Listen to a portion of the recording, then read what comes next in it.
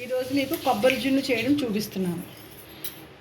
ఒక కొబ్బరికాయ తీసుకోండి. వెనకాల ఇదంతా మొత్తం తీసేసి, కొబ్బరికి వెనకాల ఉన్నదంతా మొత్తం తీసేయండి. బ్రౌన్గా ఉంటుంది కదా, అంతా తీసేసి ఇలా తెల్లగా తెచ్చుకుని ఇలా చిన్న చిన్న ముక్కల కింద కట్ చేసుకుని పెట్టుకుని ఒక బౌల్ తీసుకోండి. బౌల్ తీసుకొని ఎన్ని ముక్కలు అయినాయో చూసుకోండి. ఈ బౌల్ ముక్కలు మిక్సీ జార్లో వేసుకోండి. ఏదైతే కప్పు అదే కప్పుతోటి 1.5 నీళ్ళు పోయండి.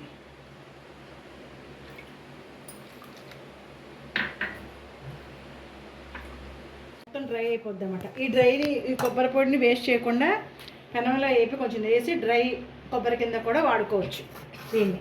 లేకపోతే కొంచెం బెల్లం వేసుకుని కూడా వండ కింద చేసుకోవచ్చు. ఇప్పుడు ఇది పాడేయకండి, వేస్ట్ చేసుకోకండి. ఇప్పుడు దీన్ని పక్కన పెట్టుకుందాం. ఒక గాజు బౌలు తీసుకుని ఒక స్పూన్ మొక్కజొన్న పిండి ఉంటుంది కదా, కార్న్ఫ్లోర్ అదే మొక్కజొన్న పిండి అంటారు, కార్న్ఫ్లోర్ అని కూడా అంటారు. ఇంకొక స్పూన్, 2 స్పూన్లు యాడ్ చేసుకోండి.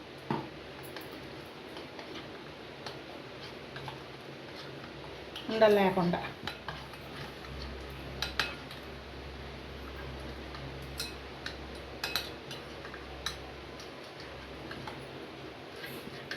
యాడ్ చేసుకున్నారు కదా.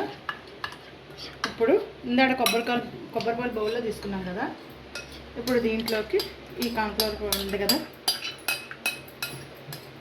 మొక్కజొన్న పిండి కలిపిన పాలు ఉన్నాయి కదా, కొబ్బరి పాలు మొత్తం పెరుగు యాడ్ చేసుకోండి. ఇప్పుడు ఇందాక ఈ బౌల్ తీసుకున్నాం కదా,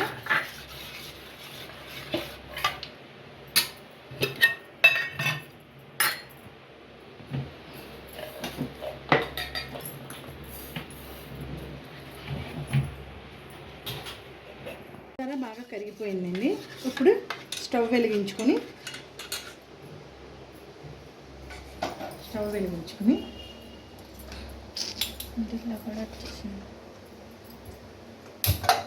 ఇది సిమ్లోనే 4-5 నిమిషాలు పడుతుందని సిమ్లోనే తిప్పుతానే ఉండాలి. ఆపితే అడుగంటుంది. కార్న్ఫ్లోర్ వేసాం కదా, మొక్కజొన్న పిండి, దాని వల్ల తొందరగా దగ్గర పడుతుంది అన్నమాట.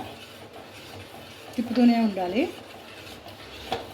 యాలకుల పొడి వేసుకోవచ్చు, వెనిలా ఎసెన్స్ కూడా వేసుకోవచ్చు, కానీ నాకు అలా ఇష్టం ఉండదు, ఎందుకంటే కొబ్బరి టేస్ట్ మిస్ అవుతాం దీంట్లో, అందుకని.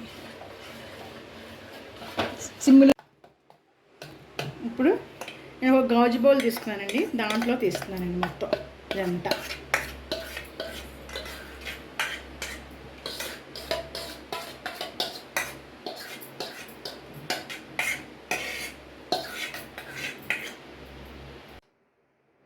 చూసారుగా, ఇలా రావాలన్నమాట.